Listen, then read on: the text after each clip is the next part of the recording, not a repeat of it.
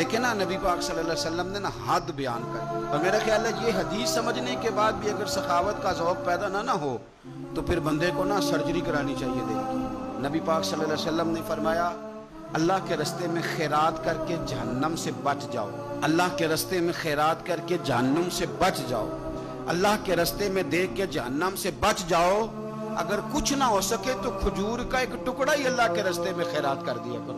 اگر یہاں بھی ذوق یعنی کھجور بھی پوری نہیں، کھجور کا ایک ٹکڑا، ساری زندگی یہی رونا ہے ہم نے کہ غریب بڑے حالات خراب ہے، ماڑے بڑے ہیں، پوری نہیں پڑتی، اس سے آگے بھی جانا ہے کہ ادھر ہی رہنا ہے۔ دیکھو یاد رکھو، اچھے طریقے سے سمجھ لو کہ فرمایا صدقہ دے، چاہے کھجور کا ایک ٹکڑا ہی دے، ایک ٹکڑا کھجور کا۔ سمجھ لیں بات کو، ہمارا جو معیار اب خرچ کرنے کا ہے نا وہ تو ہم نے امیر لوگوں کے ذمہ لگا دیا ہے، اور امیر بیچارہ بھی وہ کئی دفعہ الجھ جاتا ہے، وہ کہتا ہے جناب کس کس کو دیں، مسجد کو، مدرسے کو، گلی بنانے والوں کو، قبرستان بنانے والوں کو، غریبوں کو، بیواؤں کو، سب کو پتہ چل گیا محلے میں فلانا بندہ امیر ہے، تو ہر ایک کی توجہ اسی کی جانب ہے۔ اور میں نے تو اپنی زندگی میں یہ بھی دیکھا ہے کہ امیر کے پاس پیسے آ جائیں تو لوگ اس طرح شکوہ کرتے ہیں کہ دیتا نہیں، جیسے اس کے نہیں اس بیچارے کے پیسے، اس کے بہن بھائی کہہ رہے ہوتے ہیں دیکھو جی خود کروڑوں کی جائیداد خرید لی، ہمیں 5,000 نہیں دیا۔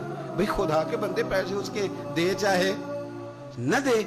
تو جب ہم سارے مل کے سخاوت کریں گے، جب امت ساری یہ شعور پیدا کرے گی، بیدار کرے گی اپنے دل میں باتیں کہ میں نے اللہ کے راستے میں کچھ دینا ہے۔ میں اکثر کہتا ہوں کہ ایک پوری یونیورسٹی قائم کر دینا بھی بڑا کمال ہے کہ میں نے اپنے شہر کے اندر ضلع میں ایک یونیورسٹی قائم کر دی، اور ایک مدرسہ قائم کر دینا قرآن و سنت کا بہت بڑا کمال ہے۔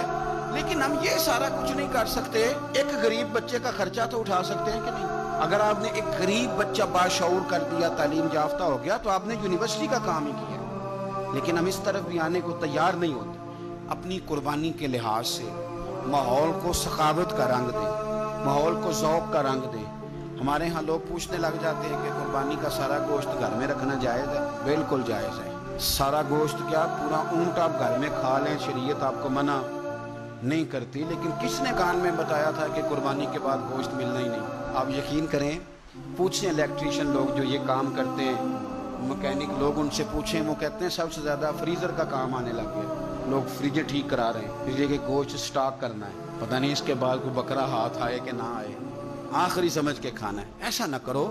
اگر سارا گھر میں رکھنے کا مفتی صاحب سے فتویٰ پوچھ لیتے ہو تو کیا کسی مفتی نے یہ فتویٰ نہیں دیا کہ سارا بانٹ دینا بھی جائز ہے؟ یہ بھی فتویٰ پوچھو کسی سے، نہ ہو تو مجھ سے پوچھ لو۔